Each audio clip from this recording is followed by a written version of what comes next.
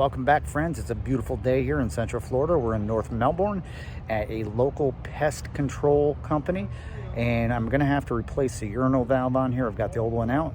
I'll show it to you, and we'll put the new one in, and I'll show you what it takes to do that. All right, there's the old Sloan that we took out. The reason why we're replacing it is because I cannot get that cap off of there.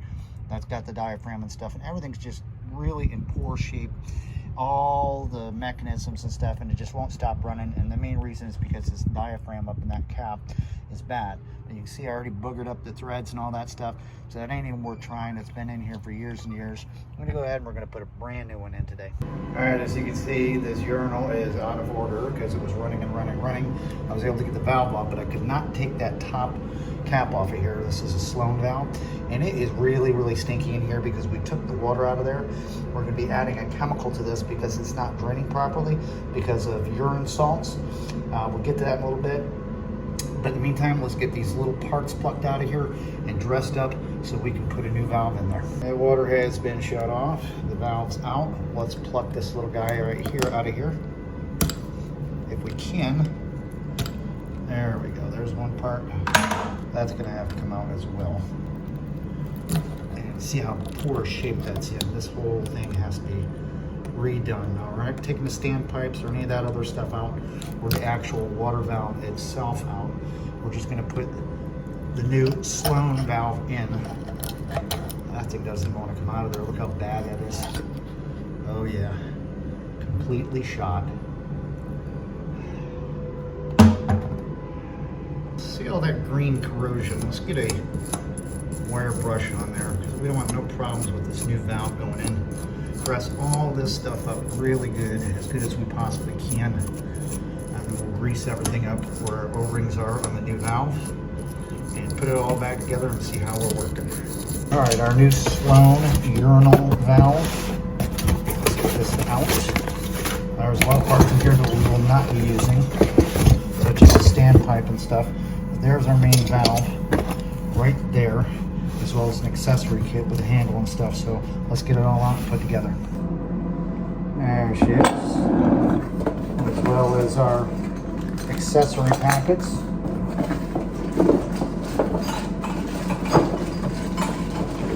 And I think the only other thing is going to be is our handle. Let's get these out of the package and put this together. If you look closely, there's a handle. See, when you're flushing it, it's pushing that little pin in and out. Yeah, I'll explain that to you here in a little bit. This is our vacuum breaker, as well as the little plastic seal that pops together on there. You can see it, it's got a little divot inside that vacuum breaker. It's got a seat just right, like that. See it? And when we step this down, we'll have another gasket goes in there. Let's go back over here to where the valve is going to be put in. That right there is where the new vacuum breaker is going to be going in. And then we will be setting what's called a friction gasket on top of there. Okay, let's go back and get the valve. All right, we're going to put our handle onto our new Sloan urinal valve. You can see it right here. Got another little friction gasket that's red. That's going to slide on right there. And we have the retention nut will slide on from the handle itself. And it's going to sit in here like so. Yeah. Just going to snug it by hand for starters. And we're going to put a little bit of grease on that O-ring. This is what's going to mount to the shut-off valve. And that vacuum breaker, where the little friction gasket, it will all sit right here on top, inside there.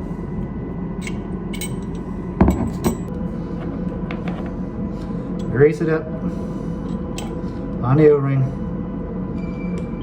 There we go. Let's get this slid into place and tighten down. All right, nice and easy. You don't want to end up boogering anything up here. And slide this in first into our shut-off valve. I'll bring this back down around. This should fit in. It should be almost like a plug and play. You got that friction gasket sitting right in there. Okay, now you might end up just manipulating that enough. Everything's got to line up. Bring that bottom nut up first. Try to catch the thread. Yep, see that? The friction gasket started coming out. It's not lining up properly. Have patience with this type of an install.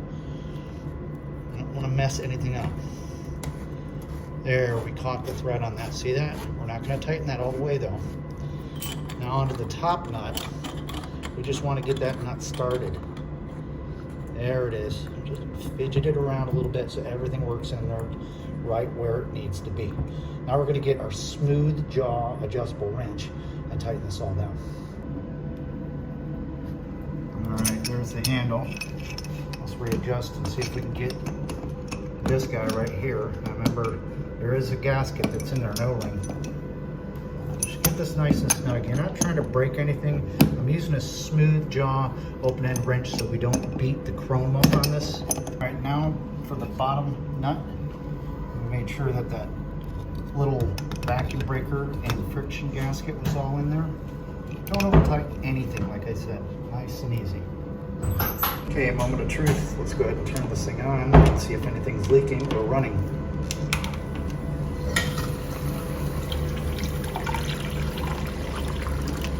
Nice and easy.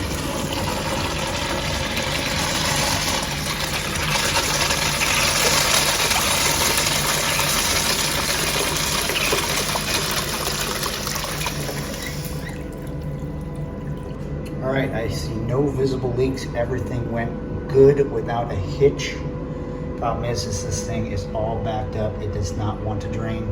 Partner's going out to go get the shop vac. We're going to suck that out. We're going to apply a chemical to that. Y'all saw me a couple years ago do a video on how to clear out a stoppage in a urinal. And this is the stuff we use, kelsey salt. It's made for dissolving calcium, concrete, urinary salt. That's exactly what we're looking for. And because this is blocked up so bad, we're going to use 2 bottles, but we have to get rid of that water in there first. That's why it was stinking in here so bad, because there was no water in there. It was just smelling. You don't want to apply the kelsey salt to water because it'll dissolve it and have a bad reaction. We're going to suck all this water out, apply 2 bottles of that kelsey salt, and I've informed the customer to leave it sit overnight. Oh my goodness, that is a deathly smell. Oh. You have no idea, just trust me. Getting the water out of that urine and leaving it set with no water in that trap is actually enough to gag you. So I'm gonna hurry up and put some gloves on and apply the kelsey salt and get the heck out of here. Okay, here we go. Oh, look at that smoke pour out. Oh, we want it all in there. 2 bottles.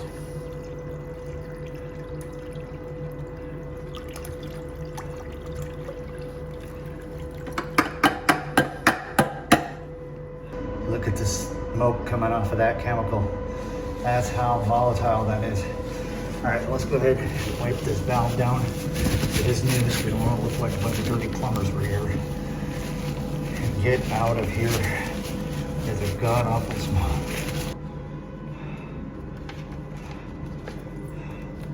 We don't want nobody to flush this toilet. We want that stuff to set up overnight.